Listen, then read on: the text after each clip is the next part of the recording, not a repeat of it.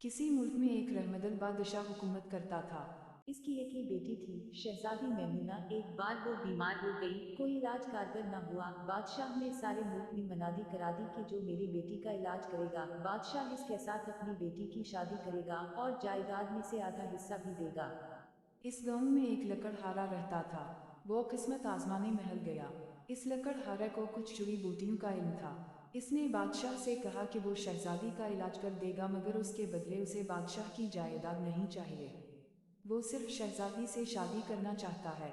वो शहजादी को अपने साथ अपनी झुंपड़ी में ही रखेगा। बादशाह मजबूर था, उसने शर्त मान ली। चुनांचे 2 दिन के इलाज के बाद ही शहजादी सेहतयाब हो गई।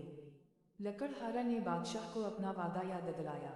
बादशाह बहुत परेशान हुआ। उसने सोचा कि मैं अपनी बेटी की शादी लकड़हारा से कैसे करवा दूं। बादशाह ने सोचा, इस लकड़हारे को किसी ऐसी जगह भिजवा देता हूं जहां से ये कभी वापस ना आ सके। वो रोज लकड़हारे को किसी बहाने से दूर दराज भेजता, लेकिन लकड़हारा इतना फिरतेला था कि शाम तक वापस लौट आता। शहजादी ने बादशाह को समझाया भी कि वादा खिलाफी नहीं करनी चाहिए, मगर बादशाह को अपनी इकलौती बेटी से बहुत मोहब्बत थी। वो नहीं चाहता था कि उसकी बेटी तकलीफें बर्दाश्त करे। बादशाह बहुत परेशान था। फिर एक तरकीब सूझी। असला लकड़हारा से कहा, जाओ और समंदर की तह में जाकर जो हीरे होते हैं वो लेकर आओ।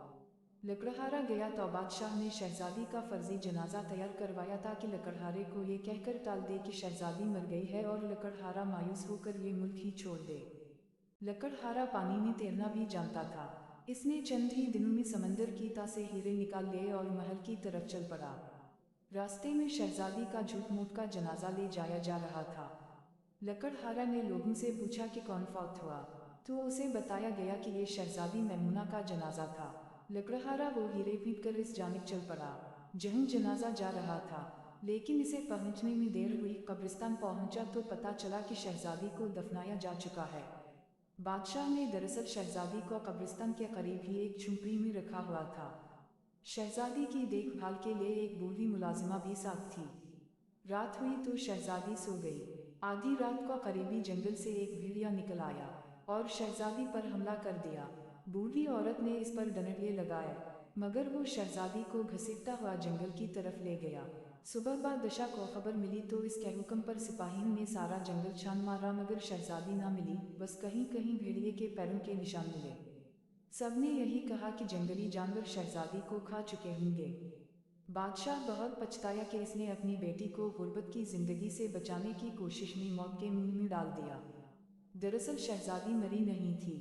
जब भेड़िया उसे खींचता हुआ ले जा रहा था तो रास्ते में लकड़हारा ने देख लिया। इसने शहजादी को भेड़िए से बचाया। भेड़िया जंगल की तरफ भाग गया।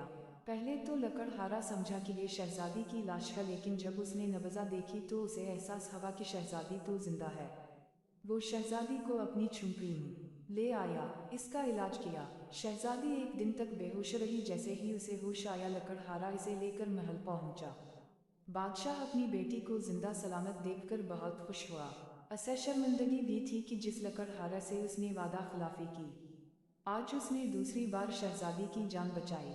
इसने लकड़हारा से अपनी गलती की माफ़ी मांगी और कहा, मैं तो समझता था कि मेरी बेटी को इस महल में ही खुशी मिल सकती है, लेकिन तुमने अपनी झुंपड़ी में इसकी जान बचाकर साबित कर दिया कि खुशियाँ कभी दौलत से नहीं खरीदी जा सकती।